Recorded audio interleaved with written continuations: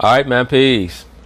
You know, brothers, it's very important in life that we respect our generation and we respect the process of maturity and the changing of what our roles are over the course of our lives. Why is that? Because if we don't do that, we're going to lose our minds holding on to the past, the image of what we used to be as opposed to what we're becoming. That's one of the reasons why I have a great deal of respect for how Kobe Bryant has handled his post-retirement life, his post-retirement career. Because it's very obvious to me that even though he was hyper-competitive, he also had other interests. And he knew how he was going to transition from the court into whatever he's doing now, the literary field, the Luciferian promotion field, whatever it is that you want to call what he's doing. Michael Jordan has always struggled with the transition. I still believe that in his mind, he thinks that he's still the number one basketball player in the world at this moment in time. Now, he knows in reality that he's not, but he still wants to be that guy, and that's very dangerous. It's like someone who's 45 years old and is still trying to keep up with what the kids are listening to. You have to move forward in life and understand that it's like every spring, a new flower is going to sprout out of the ground to replace the flower that withered the winter before. We have to make room for the generation that's coming behind us by getting the hell out the way and allowing them to have their time in the sun. It's okay. Why am I saying all this? Because there's a certain author who made an appearance on the Stephen A. Smith show by the name of Wright Thompson, who's detailing an interview that he had with Michael Jordan, where it appears as if Michael is struggling in understanding that his time as being considered the number one personage, the number one basketball player on the earth, or the number one basketball player of all time, is not unassailable. People do have the right to say that someone else is better than him. They have the right to say that LeBron James or Kobe Bryant is better than him. Of course, I disagree with that. And anyone who understands what they were watching disagrees with that. But people still have the right to say it.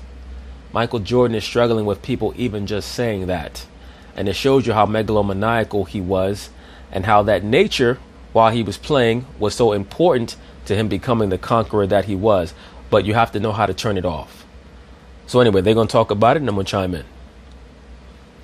Jordan versus LeBron, Tigers redemption, chasing Nick Saban. Joining us now is one of the more talented storytellers here at ESPN, and he's here to talk about the biggest storylines in sports. We are all about it. His new book, The Cost of These Dreams, Sports Stories and Other Serious Business Goes Beyond Sports, with stories about the individuals and what fuels them. We welcome Wright Thompson to First Take. Thanks so much for being here. Thanks for being here, man. Happy to be here, all of you. What's going on?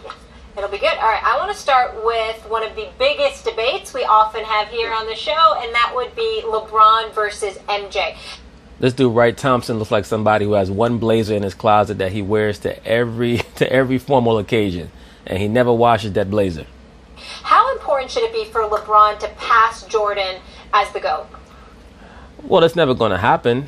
The only way that LeBron is ever going to be able to pass Michael Jordan as being considered the greatest player of all time is if the generation of kids who grew up watching LeBron just makes a push that is so pronounced that eventually Jordan's legacy starts to recede with time. But I just don't see that. Because as I've stated already, Michael Jordan is a Mount Rushmore athlete. What does that mean? That means that how he's considered, how he's viewed, is not dependent on stats. For example, even though Michael Jordan is not the all-time leader in steals or points or even championships won, he's been elevated so high because he has a mystique that surrounds him, like Babe Ruth or Jim Brown or Muhammad Ali. I say this all the time. Muhammad Ali was not the greatest power puncher. He did not have the most knockouts. He was not undefeated. But if you ask most people, who's the greatest boxer of all time, they'll say Muhammad Ali, even though he was not. Muhammad Ali was not the greatest boxer of all time, but because he has the mystique, he's considered that.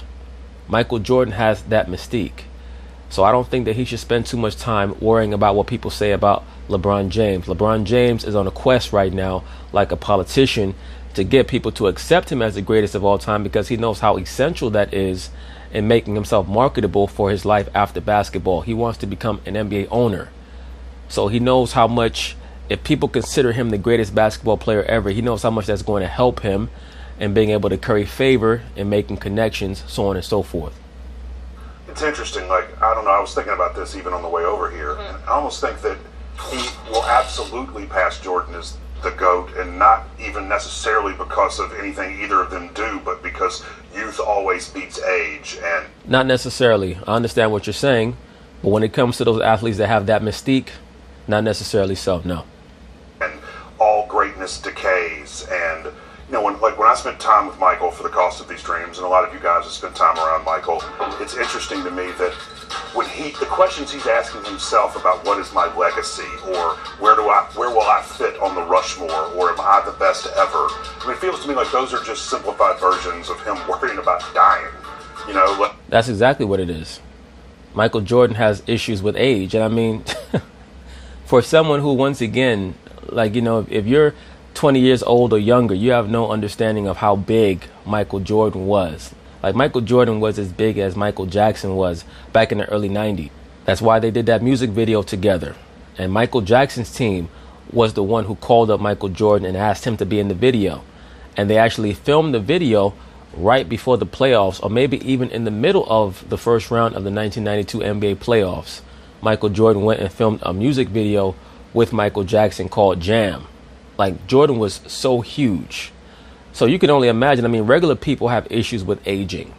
But imagine if you were the most recognizable person on the planet Earth, if you were viewed as being the greatest athlete on the planet Earth, and now you're getting old. You look in the mirror and you have wrinkles all over your face and your body, and your knees are creaking in the morning when you used to have a 48-inch vertical leap and all this other stuff. It might be hurtful to you if you have not been able to understand that your generation has come to an end and you have to move forward. There was a time period for a while after Jordan retired from the Wizards where it was very apparent to me that he had developed some bad habits, and I'm going to leave it at that. Because his eyes were red, his skin was oily, like he just looked very unhealthy. Like, it's that everything he built will absolutely be taken from him piece by piece by piece, and it feels like LeBron is just sort of the first instrument of that. You know? Talking to MJ, did you get the impression that that's what he feels? That something's going to be taken away from him? I think I got the very distinct impression that he knows that. I watched a debate, it might have even been this show with him, but people were talking about Montana and Brady. And he was just like, wait, watch, they're going to say Brady's better. That sounds like something that Michael would say. Why is that? Because Michael aligns himself to Joe Montana, as do I. Because I grew up on both of them. And I saw the magic that they both possessed, especially in crucial moments. That's why to this day, I still consider Joe Montana to be a greater quarterback than Tom Brady. So I could see why Michael Jordan would be an advocate for Joe Montana, because he knows that it's a generational thing. And Joe Montana himself, when asked about Tom Brady, is not willing to admit that Tom Brady's better than him, nor should he admit that, because it's not true. And he's just very aware of the fact that the new shiny thing will always trump the old dusty thing, no matter how great. But does he?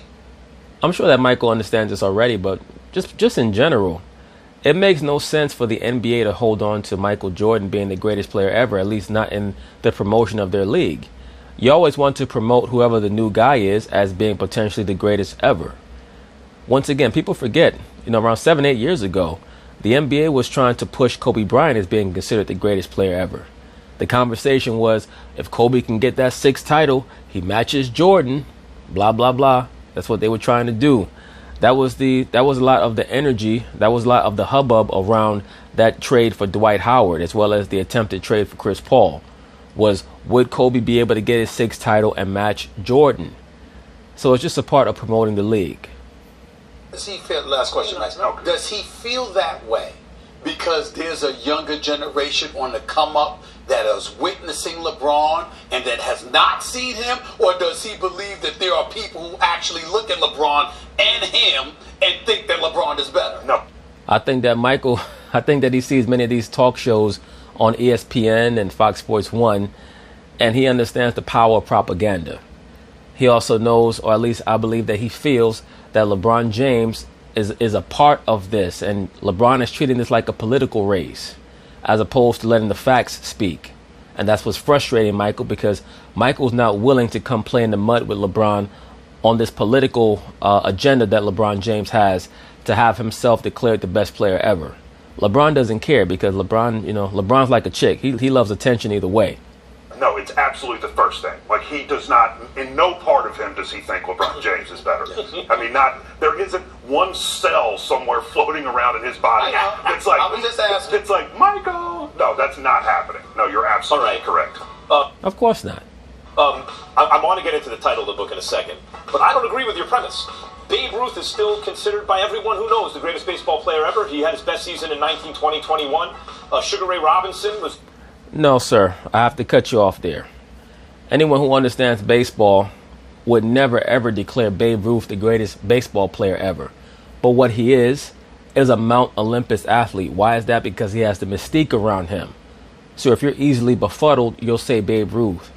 Now, I'm sure Max Kellerman will say the reason why Babe Ruth is the greatest baseball player ever is because he was putting up stats in an era where nobody else was putting up those stats.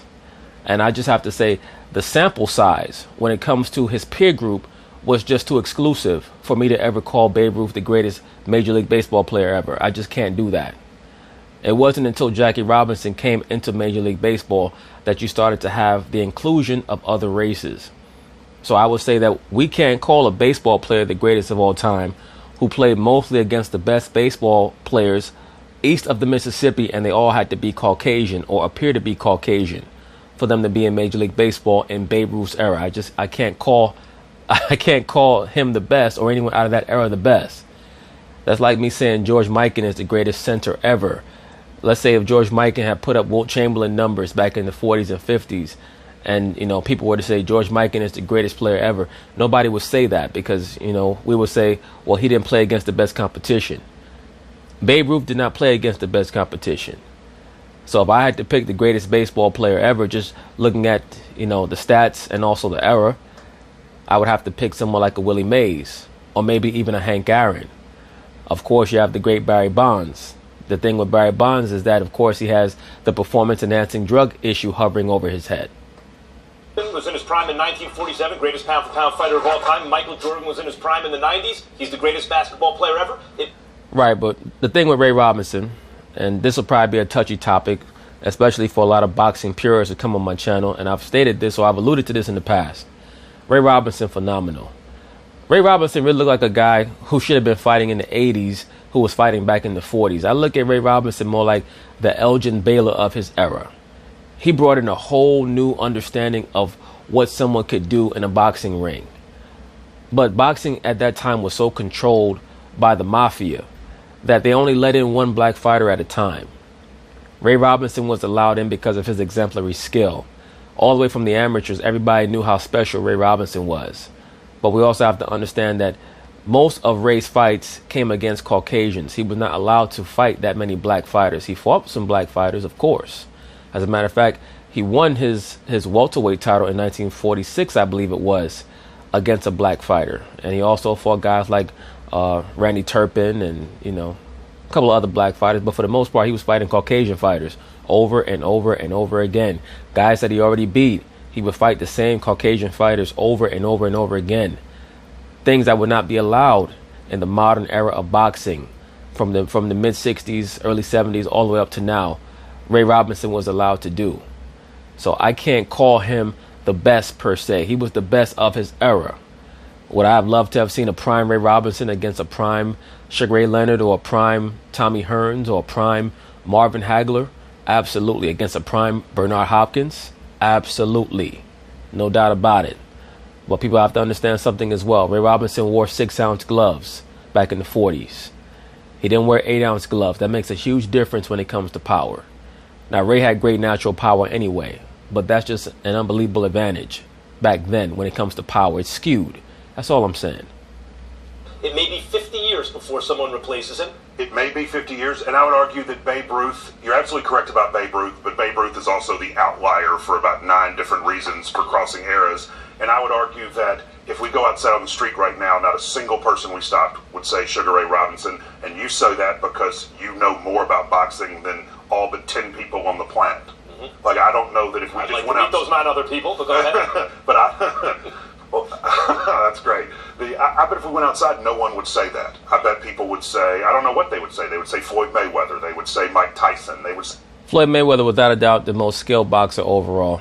The only thing that Floyd was not a 10 out of 10 on was one-punch knockout power.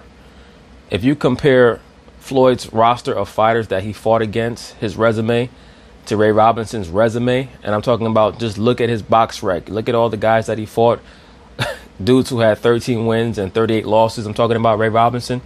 It's very difficult to compare. I'm not going to call Floyd Mayweather necessarily a better fighter than Ray Robinson, but Floyd's skill set is non-pareil. Would say whoever was the star when they were watching.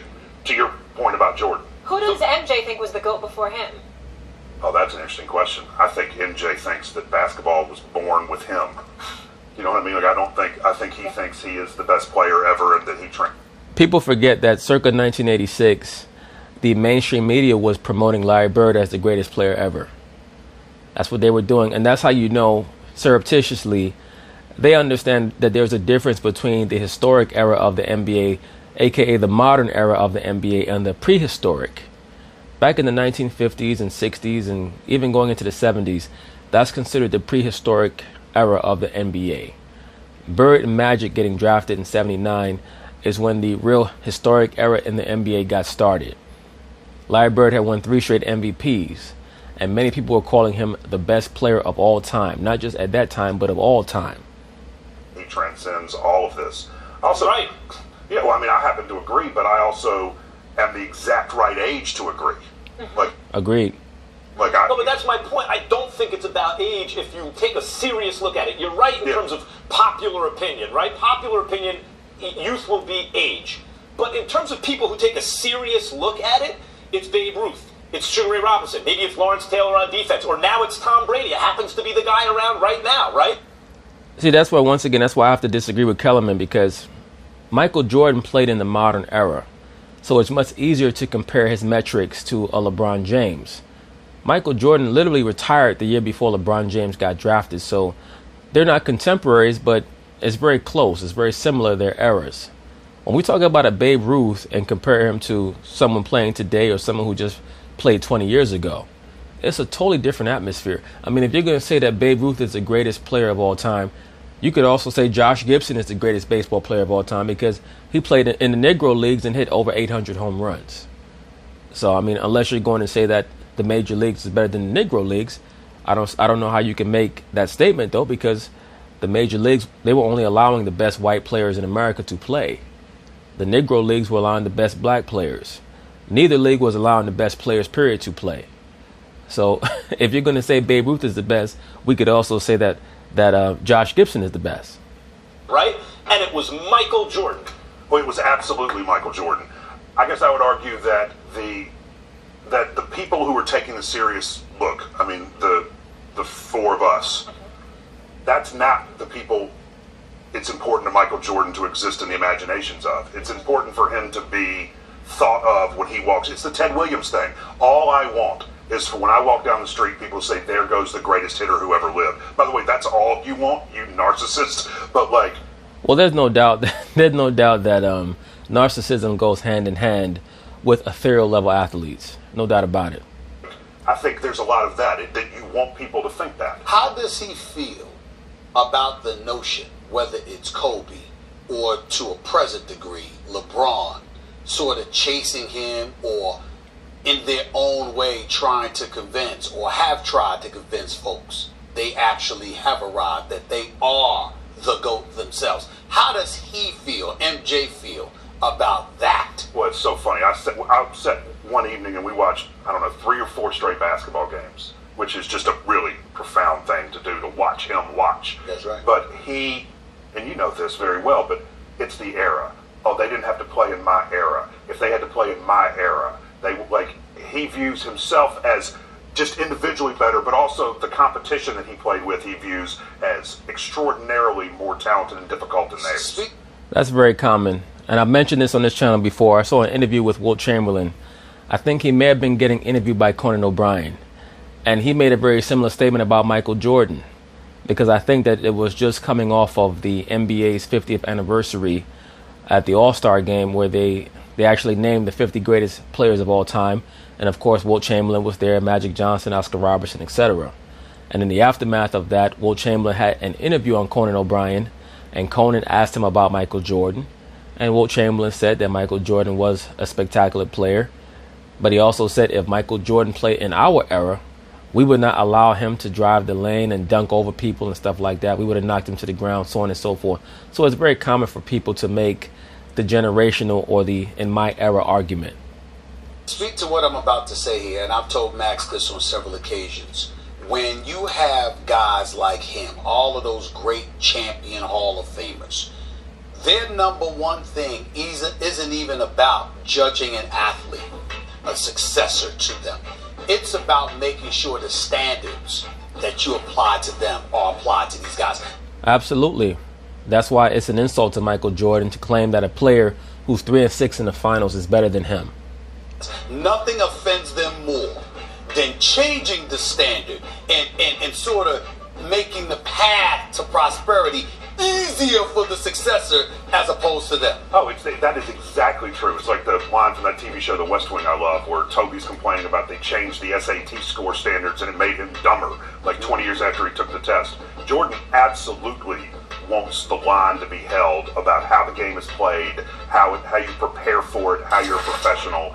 And so he sees the assault on the idea of him as the GOAT, not just as having to do with the players who are doing it, but this decaying culture that he views as essential to the game. No, you're absolutely correct. So now I'll use a reference that surely our audience will really appreciate, the poem Ozymandias, of course. Oh, dude, right. Come and see my shit. Like, no, it's absolutely true.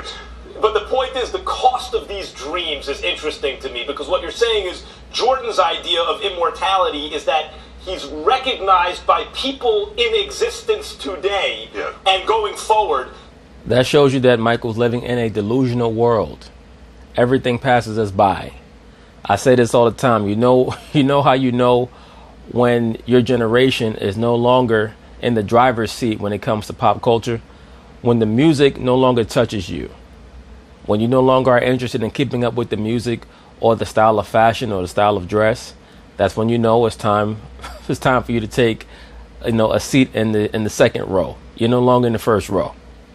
That was the greatest. But as that memory fades, he's faced with his own mortality. So what is the cost of his dreams? What's so interesting is Michael Jordan spent the first half of his life stripping away everything in his life that would make him less than the perfect killer.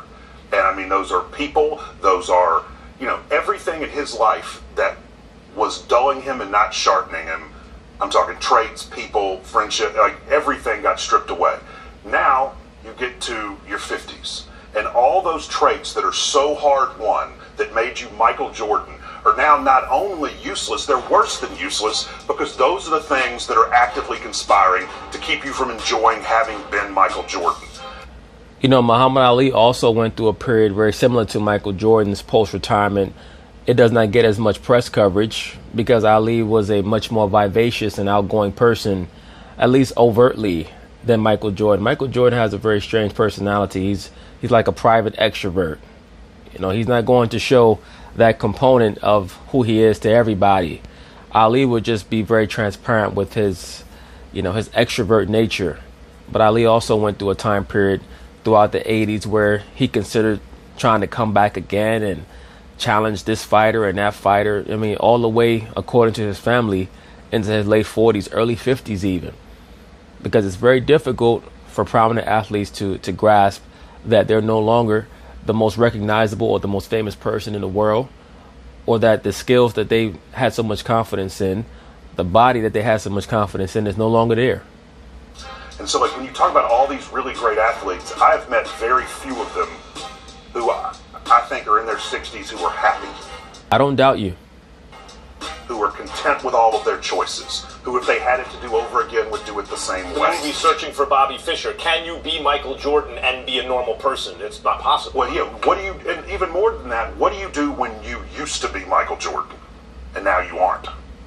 And now there's LeBron James. Now there's the fact that your knees don't work like they used to. Like simple aging stuff that happens to all of it. Absolutely. all of us, must come as an enormous shock and betrayal to someone like Michael Jordan. I guess try to win a chip owning a team. Yeah, exactly. That's the next challenge. Really interesting stuff. Really looking forward to reading this. And obviously, I know you get into Tiger Woods, Nick Saban, a lot of other great stories as well. Right, Thompson? We appreciate you. Keep up the great work. Thanks. Very good segment. Hopefully, Michael Jordan. You know, I saw an interview with Dwayne Wade. I'll probably be doing a review of it or video on it, where basically Dwayne Wade stated that he knows that after he retires, he's going to have to go to therapy. And I had to give him a lot of credit for acknowledging that therapy was going to be a part of his process in transitioning over from the basketball life and the basketball world back to being a civilian. Because that's really what it is. It's almost like people are going from being considered quote unquote gods or supermen back to regular people. And there was a great convo about it. Sylvester Stallone did a great job in conveying this same sentiment in Rocky IV when he was having the conversation with Apollo. And they were watching film from their fight. And Apollo was talking about, look at us out there, Stallion, so on and so forth. And Rocky looks at him and he's like, you know, we can't do that anymore. It's like we're turning into regular people. And that's what it's like in real life for a lot of these athletes. So once again, I had to give a lot of credit to D. Wade for saying that he knew that he was going to have to go to therapy and unpack a lot of his baggage with a therapist so that he could be the best person that he could be in his life post-basketball. But anyway, peace.